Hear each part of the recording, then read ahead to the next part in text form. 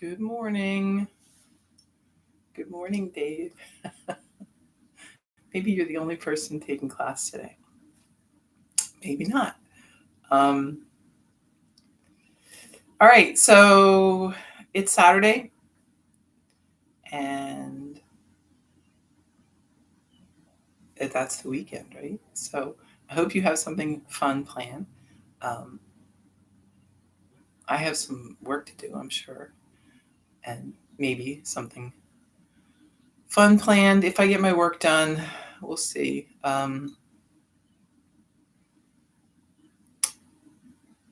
Yeah, it's hard. This, I would say that something that has changed through the pandemic is um, this sense of weekend. For me, anyway, it just doesn't really exist.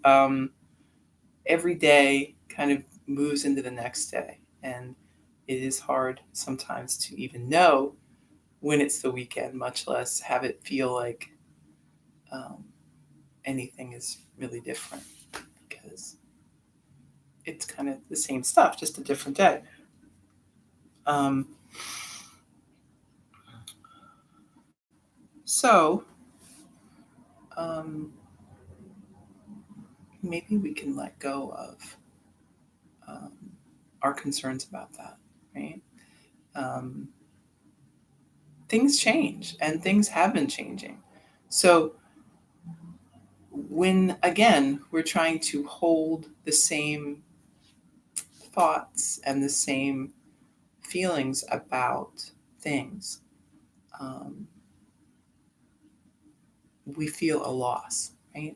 We feel like things have changed probably for the worse. And I think that's kind of a human nature thing, right? I mean, I think we are much more likely to judge change as a negative thing than a positive thing, at least when it comes to our life.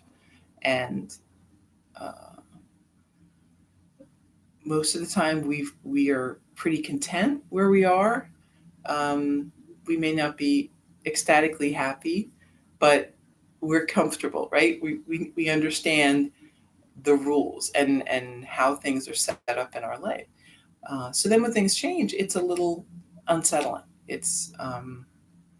We struggle a little bit to figure out the new rules, to figure out the new routine. Um, and, we perceive that as a bad thing or a negative in a way, right? Um, and truthfully, it's just different. Um, the result could be negative or positive. It's really up to us. How are we going to what are we going to make of that change? How are we going to adapt, right? Uh, Yoga is about facing what's real, about uncovering the truth underneath, you know, the the lies that we tell ourselves, and and the stories that we make up in our heads, um, our prejudices, our um, you know, just inherent sort of biases. All of these things are there, right? They're always there. Um, Being aware of them, that's the first step. The next step is to go beyond them and make your decisions and uh, make your plans based on um, a truth, based on a reality, rather than what you've sort of spun up in your head. Easier said than done, right? As with everything. Um, but the first step with all of these things is understanding that we have a tendency not to do this. We have a tendency to live in our own little world, our little bubble, um, and stepping out of that or even just being aware that it exists is the first step. That will get you ahead of, I would say, 80% of the people out there who don't even know, right? They don't even believe that they exist in a bubble of their own making. Um, but once we know it, then we step beyond, right? We let go of the fears and the worries, and uh, know that, right? Ultimately, it is not the things around us that give us security and safety in this world.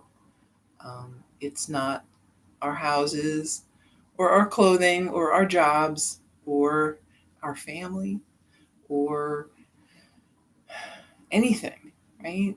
All of these things are temporary. All of these things can change in a moment. Um, our security is within. Our security is um, the one, the spirit, the connection. No one can ever lose that. They can forget about it. They can cover it up with garbage in their bodies, in their minds. Um, like, I know I've used this before, but that, like, the closet. So my dad always and my mom used to always talk about Fibber McGee's closet, which I guess was a radio show or something, where a guy had a closet. He opened the door and everything would fall out of the closet, and it was hilarious apparently. But um, that's not a bad metaphor, right? So the spirit is in this closet, but we're throwing so much junk in there we don't even know. We can't even see the spirit. It's covered underneath all this stuff. Um, the only way to get back to it is to get rid of this stuff, let some light in there, um, make a connection again with the spirit. Um, it's definitely a journey worth taking. Um, I don't know why we cover it up. I think there's a lot of reasons, but we do, for various reasons. Maybe the better question is, once we know about it, why do we keep it covered up? And we do. Um, that connection is, I would hazard to say it's the most important relationship you'll ever have in your life. Um, so cultivate it. It will give you strength. It will give you resilience. It will give you confidence. Um, and all of these things we want, all of these things we've been seeking for our whole life, outside, somewhere. Find something, find someone, find, can I buy it? Can I get enough education? Can I live in a safe place? I mean, all of these things we do, we struggle to try to keep ourselves comfortable and secure and all of this, when all we really need to do is to get within, to look in there, clean out the closet, and um, make ourselves at home. So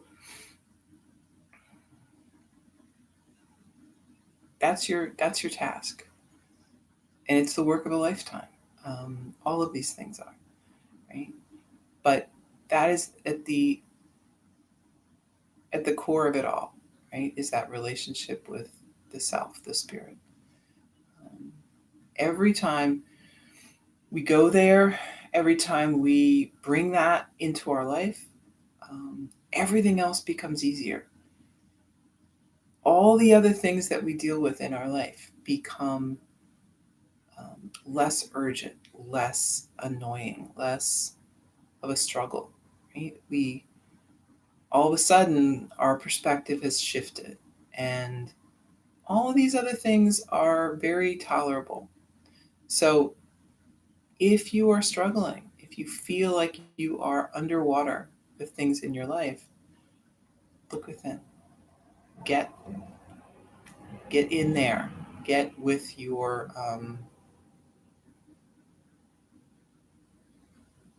get right with yourself, with your spirit. Everything else falls into place once you're there.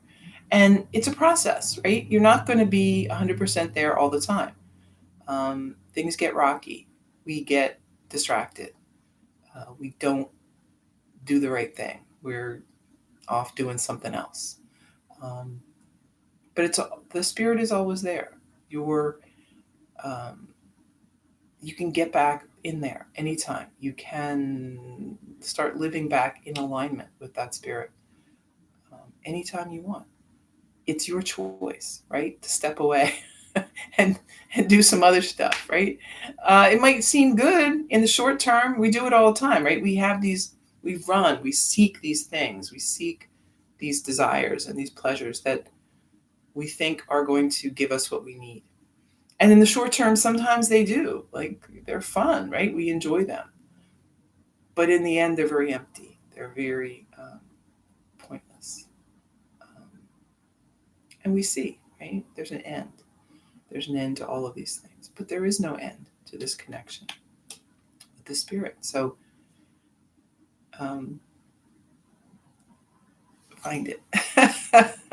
Everybody has it. It may be quieter. Yours may be quieter than some, and that's a possibility, right? But just like when you're going someplace in the car, right? First time, you're almost always you're lost. You don't see, you don't know what you're going. You know, get stuck. Have to turn around a couple of times, but you get there. And then every time you go, you find a shortcut. You find a better way to go. You get into that groove of um, knowing how to get there. It's the same thing, right? We build our own shortcuts and our own, um, secret ways to get there. And that is what we do. All right. So don't, none of this is meant to be a heavy thing or a serious thing. I mean, it is serious, but if you haven't really cultivated much connection with the spirit, don't worry about it. You can always start. You don't have to, go in like a million degrees. You don't have to kill it and do it all the time and meditate for 5 hours a day and do all of these things, that they talk about, right? Different things, different techniques, that people have used over the years to kind of get in touch with their spirituality, right? All of these things, again, it's too much. Be moderate. Be moderate. Don't like start like starving yourself and living in a cave and giving up all the things in the world and give away all your your worldly possessions and stuff. I mean, some people are ready to do that. They want to do that, and that may be a path for some people, but I wouldn't recommend it for most people. It's not sustainable, right? And it's again, it's an ego thing, right? Oh, I'm gonna just do this and do it 100%, blah blah blah, right? Whenever we go like this, it's ego talking. It's ego that thinking that we're gonna try to be the best. We're gonna be the best person at giving up everything and becoming, spiritual. And again, we're directing. We're our mind is forcing us in this direction. Um, this is more of a thing that comes up from within. We aren't directing ourselves to do this. It is a yearning that comes from within. Um, I would almost consider it as almost a sadness, almost like a nostalgia that comes up, like you are missing something, um, like you're homesick in a way, right? If you've ever been homesick away from home for a long time, and you have that yearning to go back, that is what feels like. It feels like um, a need to connect, a need to go back to something that we all were experiencing before, right? Before we are here, we were everywhere. So we want to be there again. We want to get back into that everything. So you don't have to be the best. You can just be you, right? Which is the best. All right. So some asana and some meditation, right? Meditation is one of our best tools to connect with the everything. There are other techniques, but I would say meditation is the most accessible. And so when we do asana, when we do some different activities, it's meant to kind of settle us for meditation, for making that connection. That's the goal. That's always been the goal. And one goal feeds another, right? So even if your goal with yoga is simply to be strong and flexible and a little peace of mind, and maybe, live your life in a way that serves you better, this is all part of that, right? It'll get you there.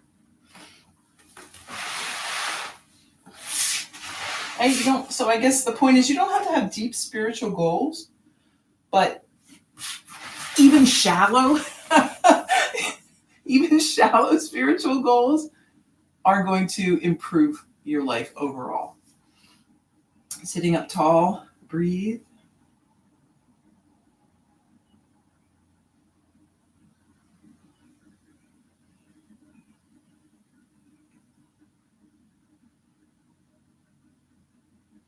And then drop your chin down toward the chest.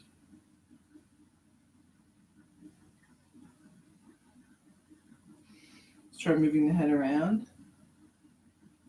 So the thing about yoga is that people usually start with asana, right? But in the process, going one way around and then the other, something gets woken up, right? This yearning, this desire for something more, for that connection. Back to center. Walk the hands out in front. So it becomes kind of something that we are searching. We start to look for. Almost like if you go online and you see something, you're like, oh my God, I didn't even know this existed, but I need it. Except that, this isn't something we can buy, right? This is something we cultivate, which makes it harder, but also easier, right? Bring the arms behind you, squeeze the shoulder blades together, gaze up.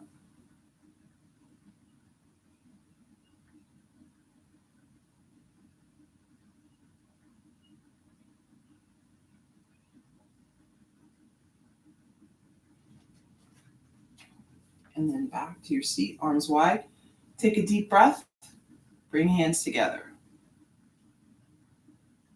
Inhale. Exhale.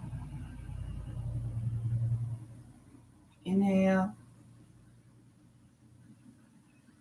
Exhale.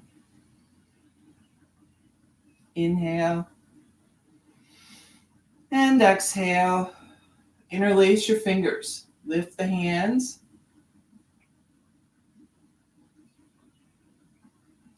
And then arms down by your side. Inhale, lift. And lower. Lift. And lower. Once more, lifting up. Right hand down by your side, reach across.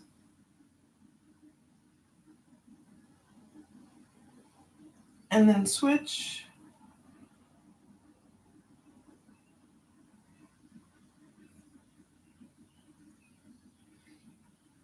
Lift the shoulders, roll back.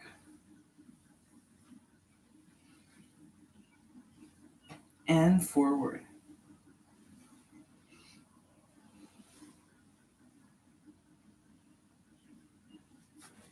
Bring the soles of the feet together.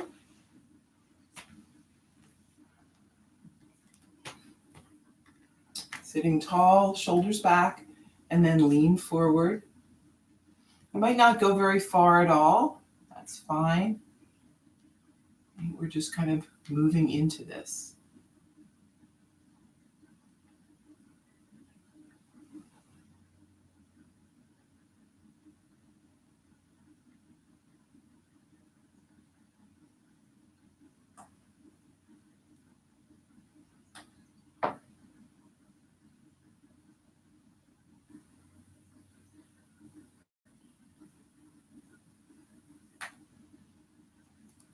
Come on up. Left knee is out in front, right leg on top. See if you can move that leg over. Take a deep breath, fold forward.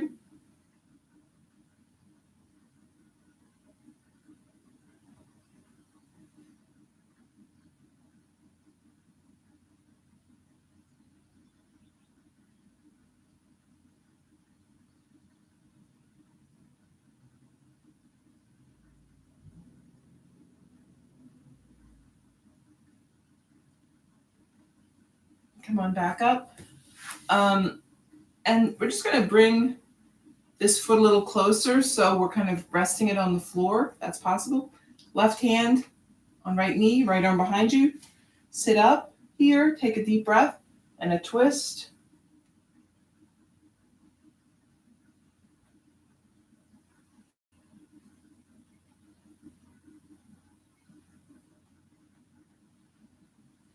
Back to center. Switch your legs around.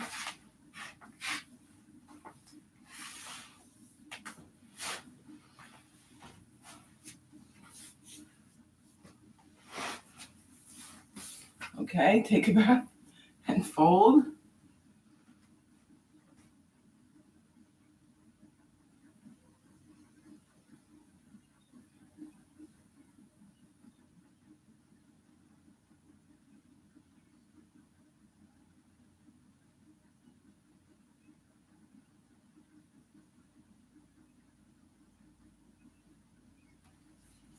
Back up. Set that foot down. We're switching around, so right hand is on the leg, left arm behind. Sit tall and twist.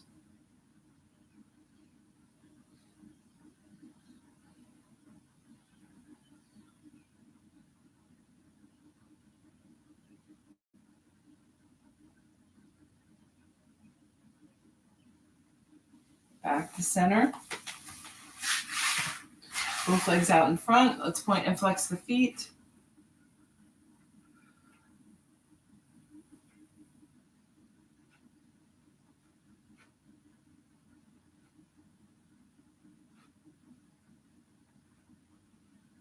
And then rotate through the ankles. One way and the other.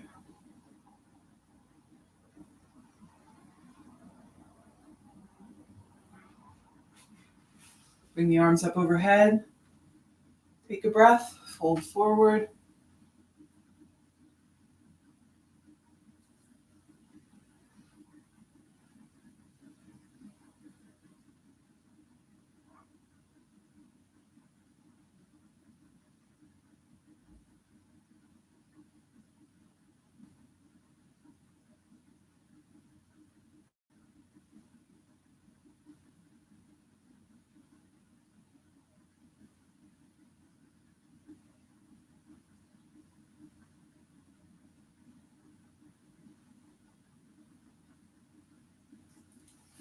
Moving back up, bend the right knee. You're going to sit nice and tall, shoulders back.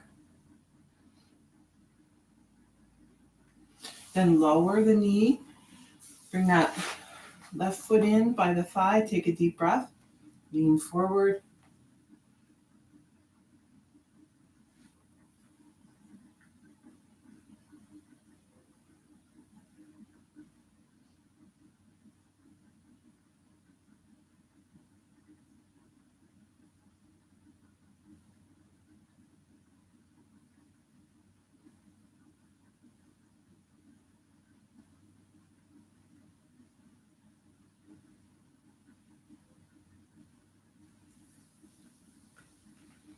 Moving back up. We'll switch around.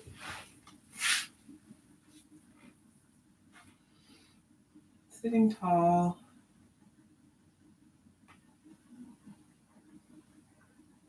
And then lowering.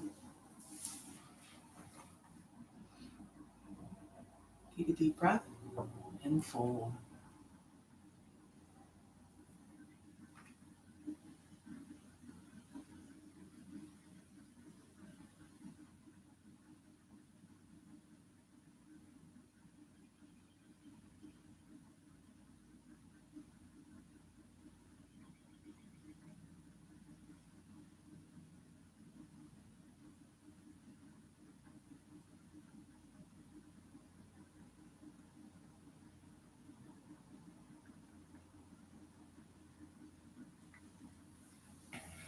Back up, both legs out in front. Another fold. Take a breath.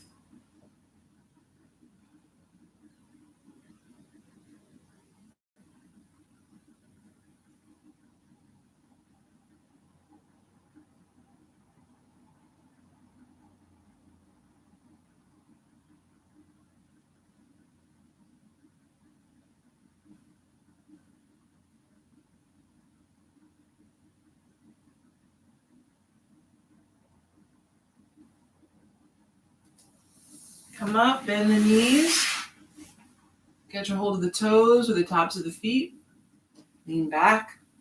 Find some balance here.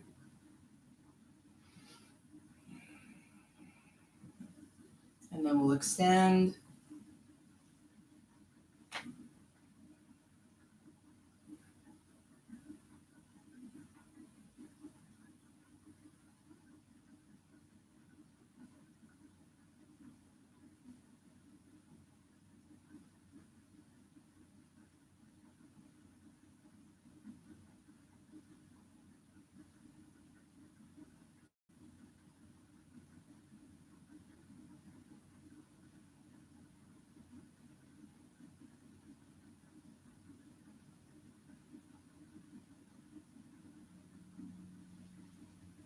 Bend the knees.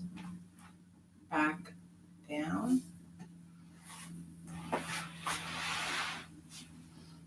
Soles of the feet to the mat. And we're going to lower.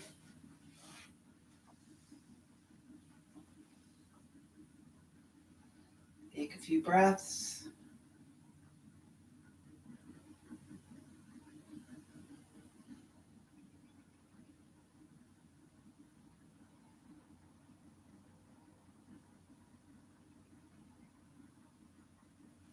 Let's bring the right leg in.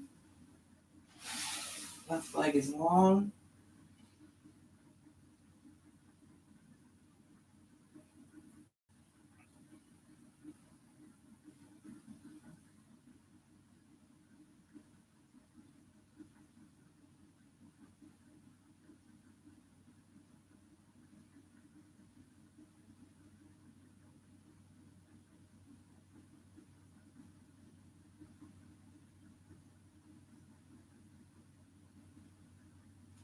Let's lower this knee out to the side. Keep the rest of the body on the mat.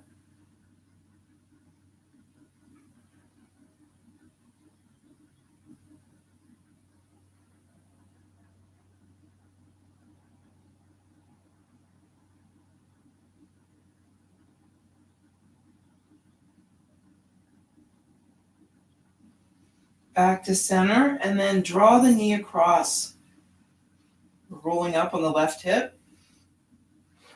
See if you can keep the shoulders Flat on the mat. You might not. That right shoulder might be coming up. That's okay.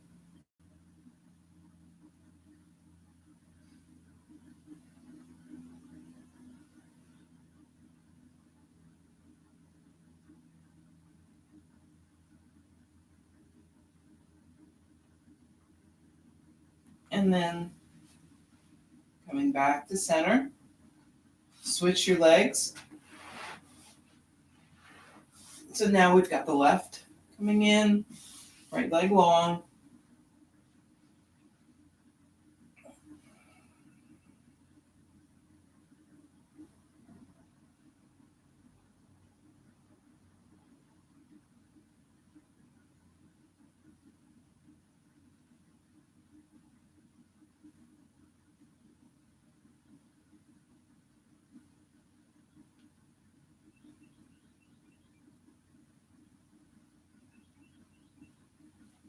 Lowering out to the side, that left leg.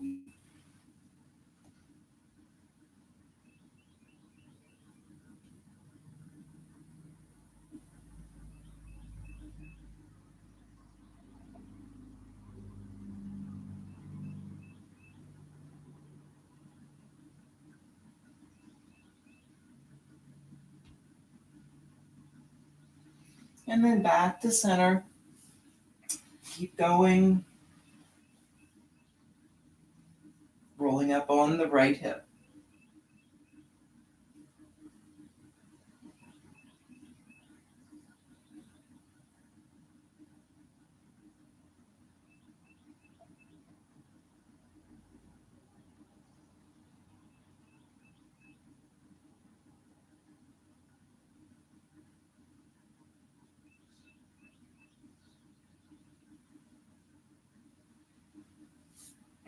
And then back to center. Extend the legs, extend the arms. 5-pointed star.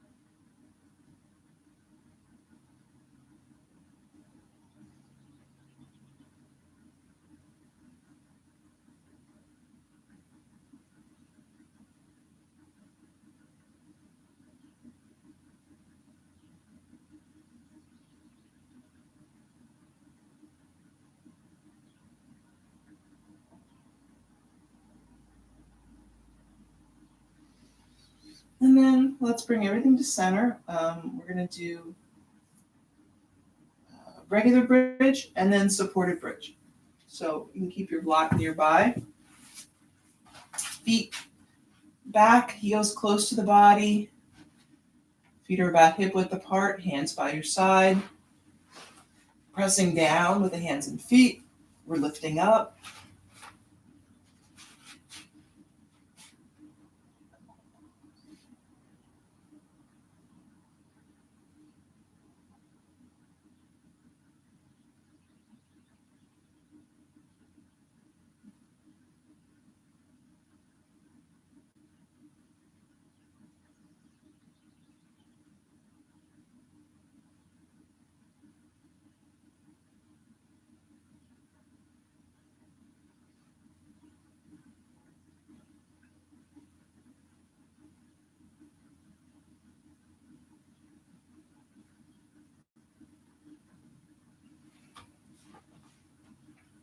Lower back down. Take a breath here. And then find your block. Again, lifting up.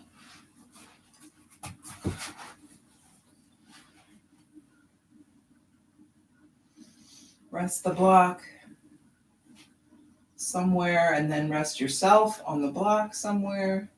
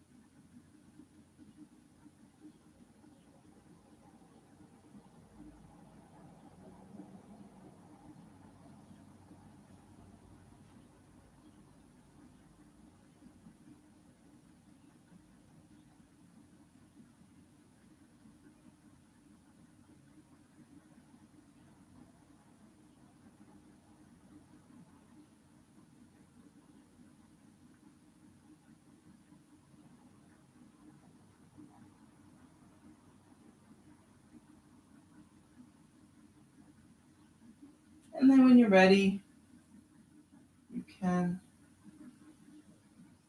set the feet back down if you have them up.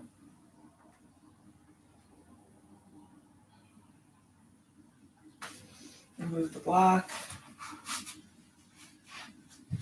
and rest back down on the mat. Soles of the feet together, knees apart.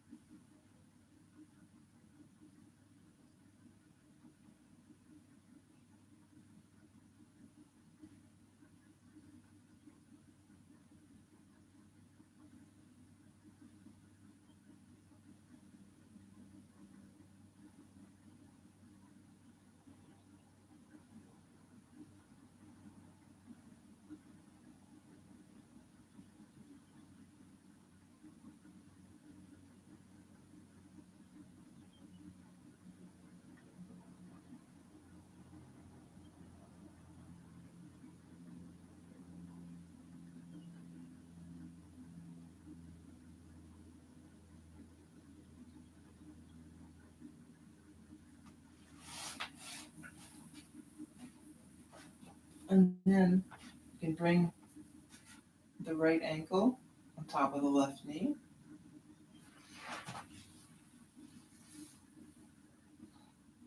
Working into our supine pigeon, whatever that is. Might be feet on the floor. It might be left leg coming in.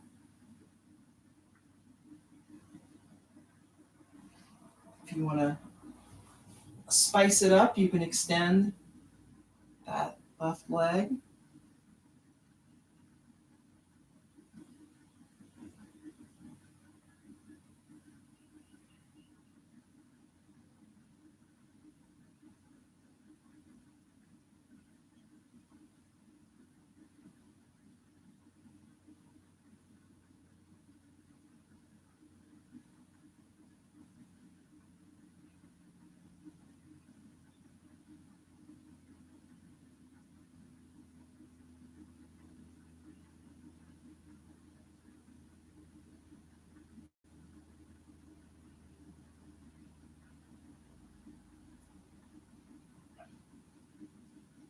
And then we'll set it down, switch. So that left leg is on, ankle is on the right knee.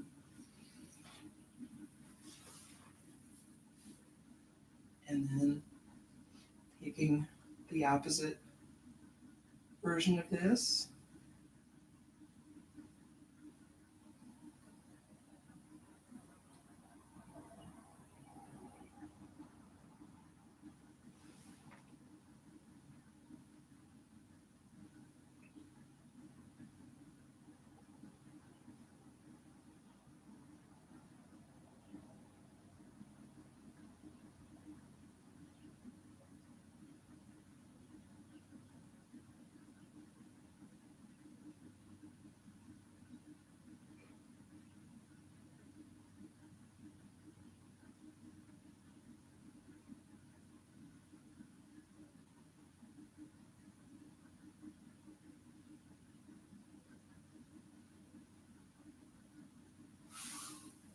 And then set your feet back down. We're going to bump the knees together, walk the feet to the edges of the mat.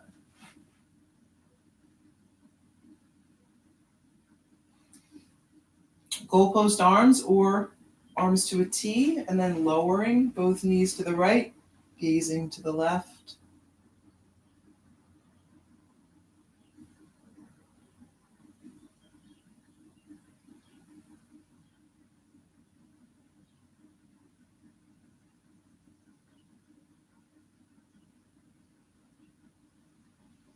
Back to center and knees left, gaze right.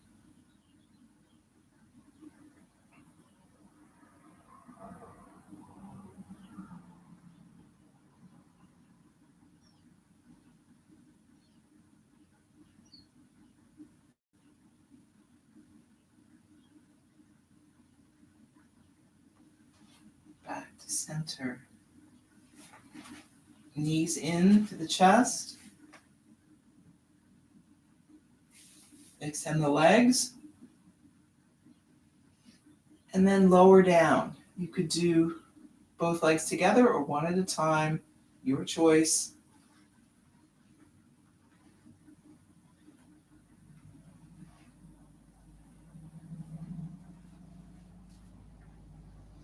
Getting comfortable here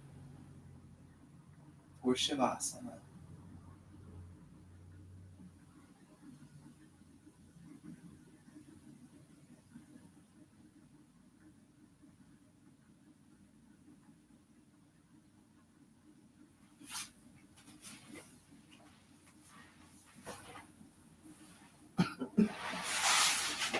Keep breathing, finding a peaceful place on your mat, in your consciousness.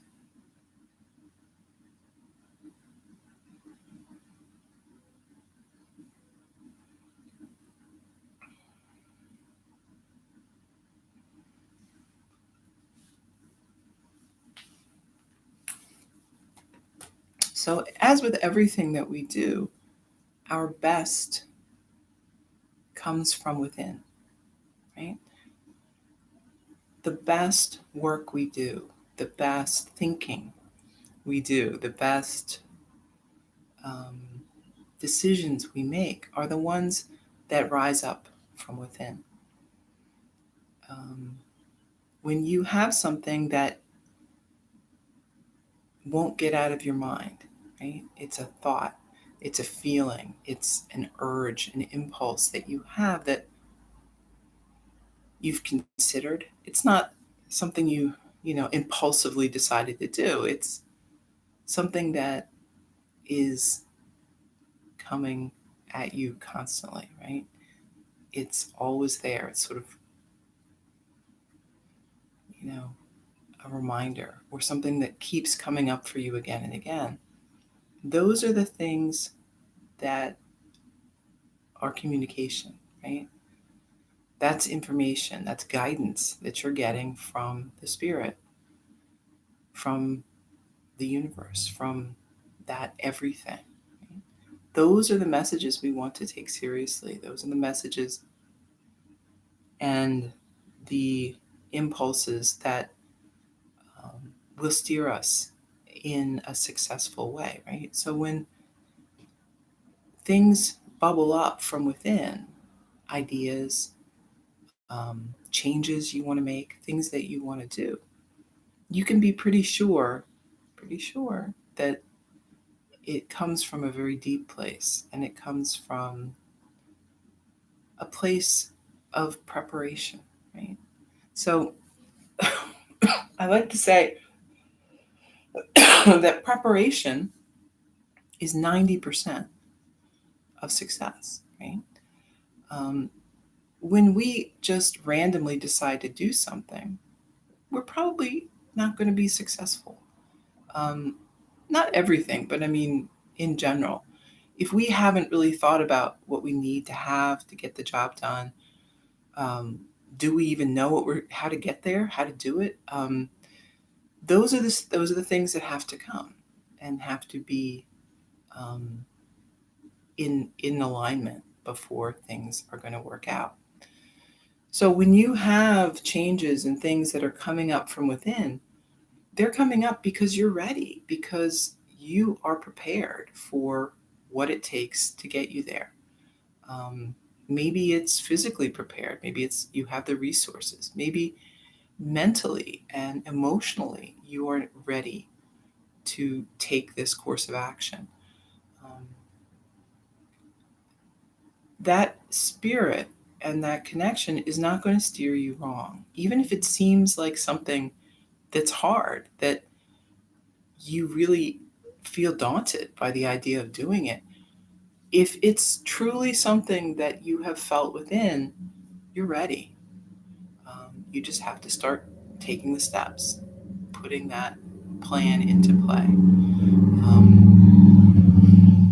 by contrast, things that, you might hear or read about, or a friend might tell you about, or you might see on TV or online, you may not be ready for that, right? That's something we're seeing with our eyes and our very um, superficial sort of mind. You might get ready, right? It might be like, oh, wow, that's really cool. And that might set a spark in motion where you begin to get ready for whatever this change may be. Um, but that's why, you know, when people ask other people to change, when people um, ask other people to do things, it's usually not very successful because what is put upon us from someone else is not genuinely where we are ready to go a lot of the time. Um, if it is something that comes truly from within, we cannot fail, right? We are ready. We just have to do the work. Um, if it's just kind of a random idea, we might or we might not have success. We may not be ready. But I would remember that success and failure are a subjective sort of thing.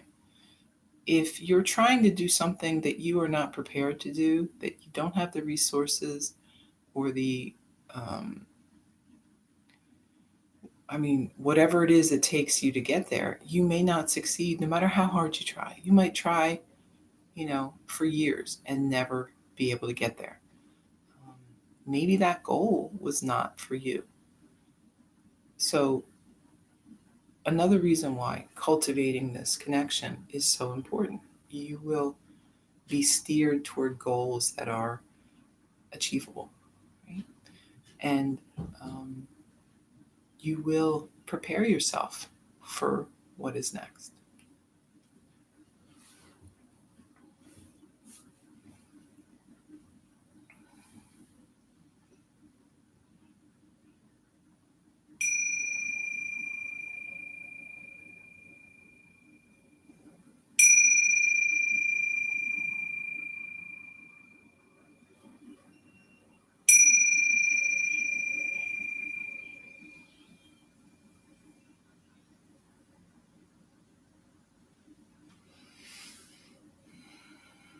Then moving a bit, getting yourself back into some awareness and movement.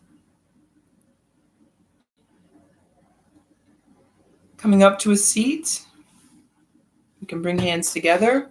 Deep breath in and out. Thank you for taking time this morning for practice and for sharing it with me here. I hope that you have an excellent Saturday and rest of the weekend. Namaste.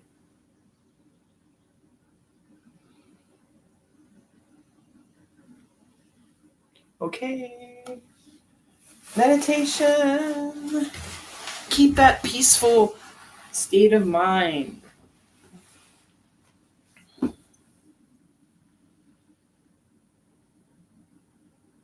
So, meditation is about clearing the way, right? It's about clearing that space of all the noise and all the chatter that is running around in our brain 99% of the time. We're trying to just be quiet, right? So we can hear what might be in there. you know, um, if you, it's like a phone line, right? So, this is kind of old timey, right? Because people don't really talk on the phone anymore. That's the thing. But if you're on the phone and there's a lot of noise around you, it's very hard to pick up that noise compared to the other noise.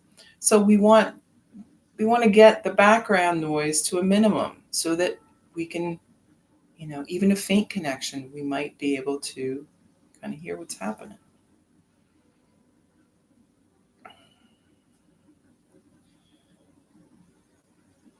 Breathe,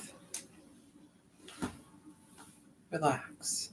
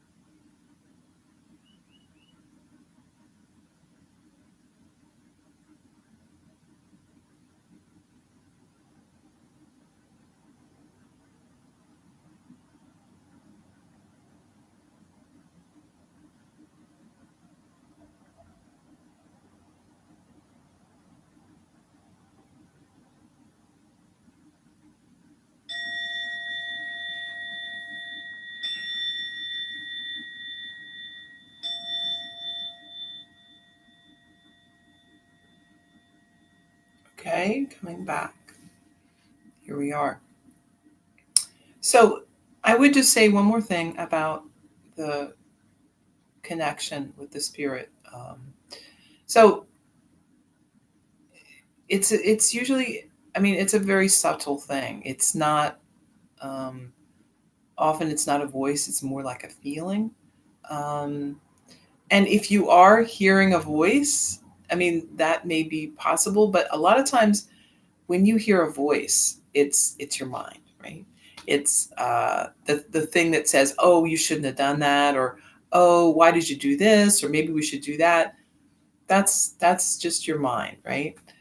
Spirit is more of a, generally it's more of a feeling. It's more of an intuitive sort of feeling. So if you've experienced what people would call intuition, that's kind of that spirit connection. So um, another way to look at it is the spirit connection is never going to tell you anything that is contrary to what we consider yoga rules, right? So, and the big one is ahimsa, right? So if you're having a voice in your head saying you should harm yourself or harm someone else, that is not spirit. I, I promise it is absolutely not. That is your mind. That is something else. And you want to get some help with that. Um, the main thing is the non-harming, right? Spirit is never going to harm you or tell you to harm others. That's just isn't possible, right? Because we're all one. How would that work? We can't do that.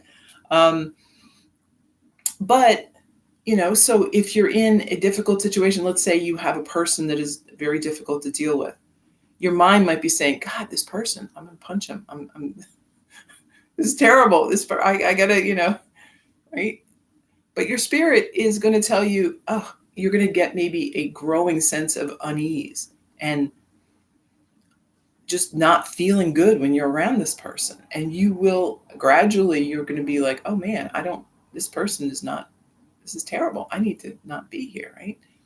It's not going to say, hey, punch this person in the face, but it's going to say, hey, you you don't feel good here. This is not working for you. You need to do something different.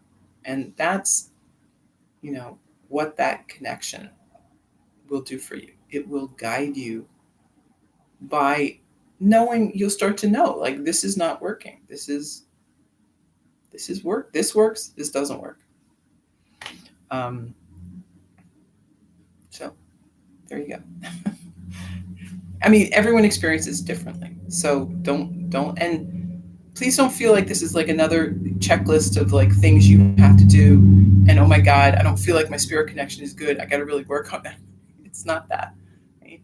It's simply um, to try to help you make sense of some things that may be happening, that may happen to you in the process of your yoga journey.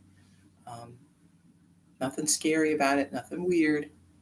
It's just everyone experiences it for themselves. Okay, so that's it for today. I'll be back Monday for more yoga.